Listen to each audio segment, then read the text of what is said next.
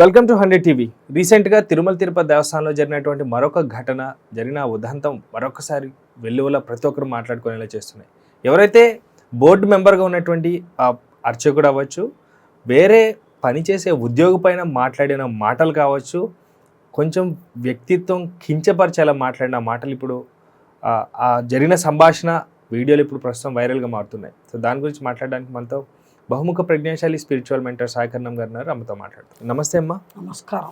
So రీసెంట్గా ఏదైతే ఒక వీడియో బయటకు వచ్చిందో తిరుమల తిరుపతి దేవస్థానానికి సంబంధించినటువంటి బోర్డు మెంబరు అలాగే అర్చకుడు కూడా, అలాంటిది ఒక సహ ఉద్యోగి అని చెప్పుకోవచ్చు. ఆయన పైన మాట్లాడిన దుర్భాషలు లేకపోతే జరిగిన సంఘటన దాన్ని మనం ఎలా చూడాలి, లేకపోతే ఎట్లాంటి సందర్భంలో ఆయన ఆ కోపం ఆక్రోశం కంచెలు తెంచుకునేలా చేసింది అనేది మీ మాటలో తెలుసుకోవాలి. ఏమంటే ఇక్కడ ప్రధానంగా భగవంతుడి సన్నిధానంలో ఉద్యోగాలు చేసేవారు ఎవరైనా సరే, ఎంప్లాయీస్ అయినా సరే, అర్చక స్వాములైనా సరే, మరి ఏ ఇతర ఉద్యోగులైనా సరే, లేదా అక్కడ సేవా కార్యక్రమానికి వచ్చే వాలంటీర్లు అయినా సరే, ముఖ్యంగా శ్రీ వెంకటేశ్వర స్వామి వారి తిరుమల తిరుపతి దేవస్థానము అంటే మామూలు టెంపుల్ కాదు, ప్రపంచ ప్రఖ్యాతిగాంచినటువంటి ఏకైక దివ్యమైనటువంటి దైవక్షేత్రం.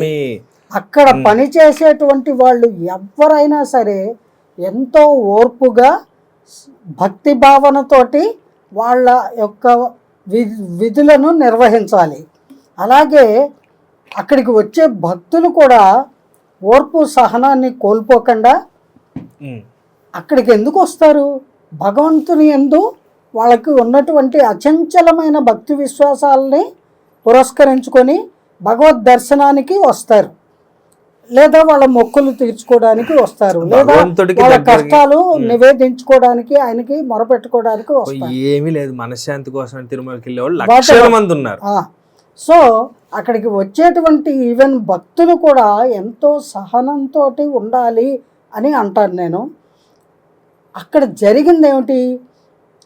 అక్కడ వర్క్ చేస్తున్నటువంటి ఒక ఎంప్లాయీని, చిన్న చిరు ఉద్యోగి అతను తన విధి నిర్వహణలో భాగంగా ఈ పెద్ద మనిషిని, అయ్యా వాళ్ళందరూ క్యూలో వెళుతున్నారు, మీరు మధ్యలోంచి వెళ్ళిపోవడము అంత భావ్యం కాదు అని ఏదో చెప్పబోయాడు.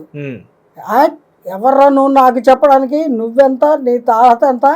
ఆఫ్టర్ ఆల్ నువ్వు 3rd క్లాస్ ఎంప్లాయీవి, నువ్వు ముందు నోరు మూసుకో, బయటికి పో అని ఇంకేదో ఒక అనకూడని అసభ్యకరమైన మాట కూడా ఆయన వినియోగించారు. నేను ఆ వీడియోని చూశాను. ఎందుకంటే సీసీ కెమెరాలు ఉంటాయి కదా, ఆ దృశ్యాన్ని చాలా ఛానల్స్లో చూపిస్తున్నారు. ఇది చాలా అమానుషమైనటువంటి చర్య.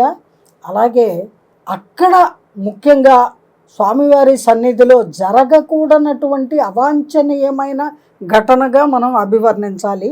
అక్కడ అందరూ భక్తిభావంతో ఉండాలండి. ఎమోషన్స్ని ఎగ్జిబిట్ చేసే ప్రదేశం కాదు అది. ఎవ్వరూ కూడా వారి ఎమోషన్స్ని వాళ్ళ కంట్రోల్లో ఉంచుకోవాలి. అందరినీ సమభావంతో చూడాలి, సుహృద్భావంతో చూడాలి, ఐకమత్యంగా ఉండాలి.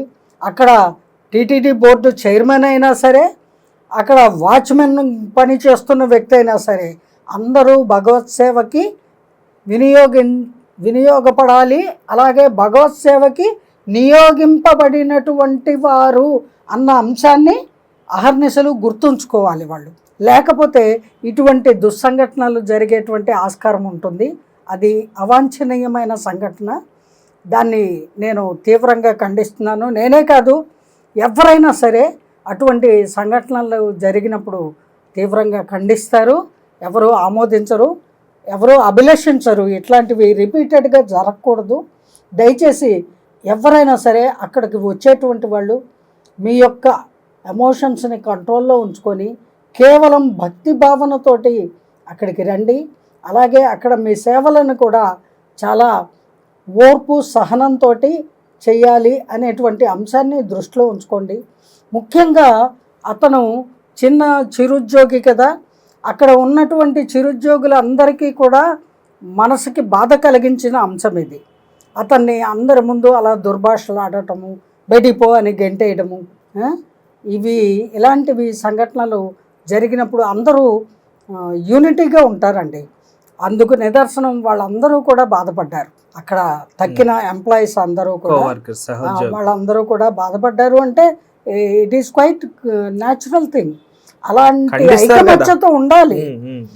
అలాంటి ఐకమత్యత అన్ని స్థాయిల వాళ్ళలోనూ ఉండాలి. క్రింది స్థాయి, మధ్య స్థాయి, పై స్థాయి. భగవంతుడి కంటే ఉన్నతమైన స్థాయి ఏదైనా ఉంటుందా?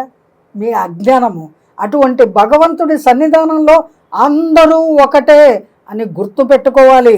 బోర్డు మెంబర్ అయినా సరే, చైర్మన్ అయినా సరే, అక్కడ తుడిచే ఎంప్లాయీ అయినా సరే, అందరూ ఒకటే, అందరూ మనుషులే. భగవంతుడే చెప్పాడు, బ్రహ్మం ఒక్కటే, పరబ్రహ్మం ఒక్కటే. భగవంతుడు ఒక్కడే.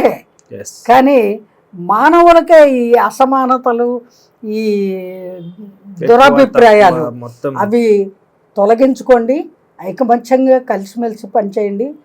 మళ్ళీ మళ్ళీ ఇటువంటి దుస్సంఘటనలు అక్కడ జరగకుండా, వాటికి తావివ్వకుండా సఖ్యతగా మెలగండి. జై గురుదేవ. థ్యాంక్ యూ సో మచ్ అమ్మా. Thank you viewers. బాయ్.